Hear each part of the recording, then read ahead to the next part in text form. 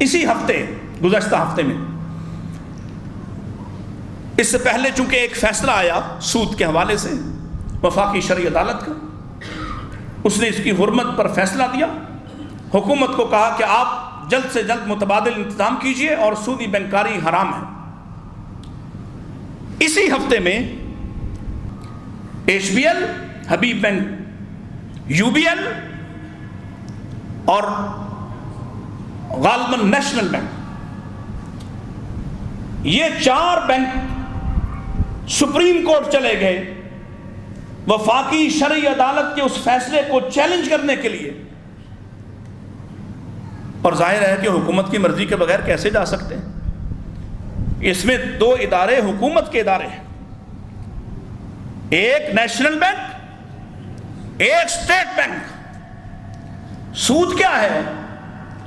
اللہ کا قرآن کہتا ہے ہم نے اس کو تم پر حرام کر دیا، حرام ہی نہیں، فَأْذَنُوا بِحَرْبٍ مِّنَ اللَّهِ وَرَسُولِهِ، اگر تم باز نہیں آتے تو اللہ اس کے رسول کے ساتھ اعلان جنگ کیا۔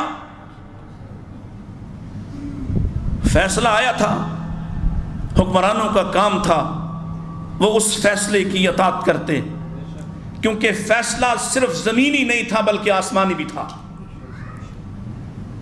ہوا اس کے بالکل الٹ۔ ظاہر ہے کہ حکومت کے کہنے پر یا حکومت کی آرشیر بات سے سپریم کورٹ کا رخ کر لیا گیا، اور میں کہتا ہوں جناب مولانا فضل الرحمان صاحب، جناب انس نورانی صاحب، آپ کہاں ہیں؟ آپ کہاں ہیں؟ اس حکومت کے قیام کے لیے بنیادی طور پر آپ نے جو کندھے فراہم کیے، جو آج بھی آپ کے کندھوں پہ کھڑی ہے، آپ اپنی حیثیت واضح کیجئے، کیونکہ شہباز شریف پہلے تمہارے بڑے بھائی نے اس فیصلے کو چیلنج کیا تھا، اس کا حشر تمہارے سامنے ہے، اور اب تم ہو۔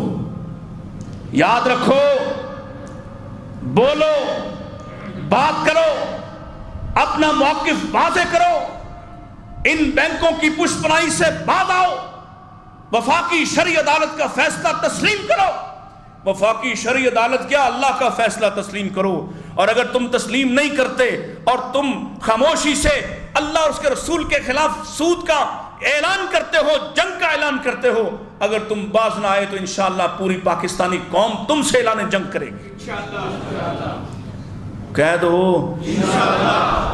اپنی قوم، اپنی جماعت کے خلاف بات آئی ہے تو آپ کی آواز دب کیوں گئی؟ یہاں سے درس حق کا ملتا ہے، یہاں کسی سیاسی پارٹی کی وفا نہیں چل سکتی، یہ اللہ کا گھر ہے۔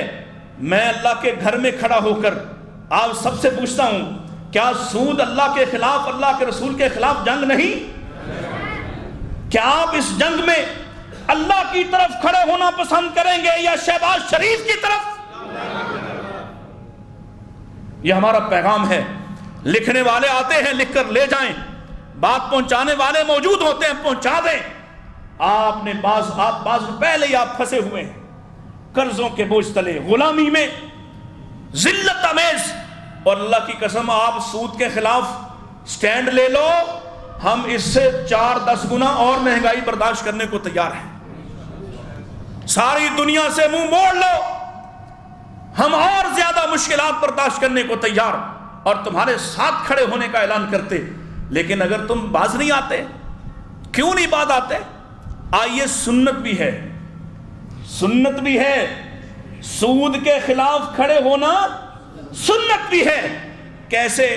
عرفات کا دن ہے اور پیارے نبی علیہ الصلوۃ والسلام خطبہ حجۃ الوداع، خطبہ ارشاد فرما رہے ہیں، اور آپ کیا فرماتے ہیں؟ الفاظ سنیے، آپ فرماتے ہیں وَرِبَ الْجَاهِلِيَّةِ مَوْزُونَ، جاہلیت کا سارا سود باطل قرار دیتا ہوں، فسخ کرتا ہوں، ختم کرتا ہوں۔ اور سب سے پہلے مثال بن کر فرمایا وَأَوَّلُ رِبًا أَذَوْ الرِّبَانَ عباس ابن عبد المطلب فَإِنَّهُ مَوْزُوٌ كُلُّهُ، سب سے پہلے اپنے خاندان کا سود ختم کرتا ہوں اور سب سے زیادہ عباس کا سود لوگوں کے ذمے ہے، میں عباس کا سود ختم کرتا ہوں، اس کو باطل قرار دیتا ہوں۔ جس کو اللہ کے نبی باطل قرار دیں اس کو چھوڑو گے کہ نہیں؟